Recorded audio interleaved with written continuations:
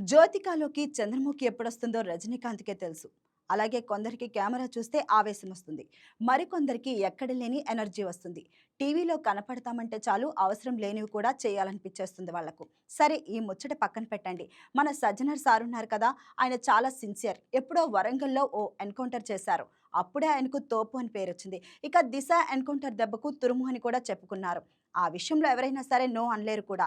అలాంటి Sajjanar sir betting apps promotion చేసిన వాళ్ళ మీద విరుచుకుపడ్డారు.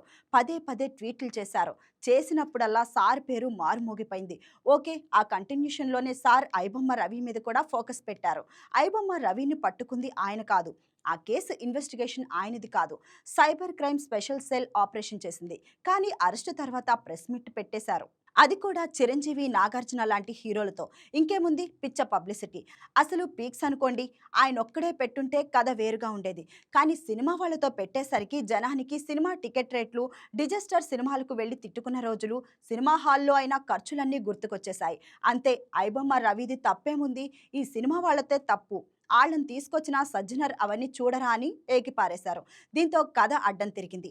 ఐబొమ్మ రవికి రాబిన్ హుడ్ బిరుదు వచ్చేసింది. అందుకేనేమో ఇప్పుడు ఐబొమ్మ రవిని ఎలా పట్టుకున్నామో చెప్పడానికి పెట్టిన ప్రెస్ మీట్‌కు రావాల్సిన సజ్జనర్ రాలేదు.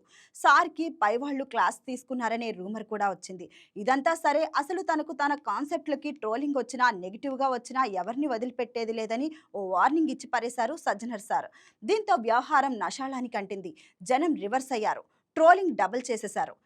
ఇంతకంటే ఎక్కువ నేనేం చెప్పలేను. చెబితే నా మీద కేసవుద్ది. మీరే ఆలోచించుకోండి.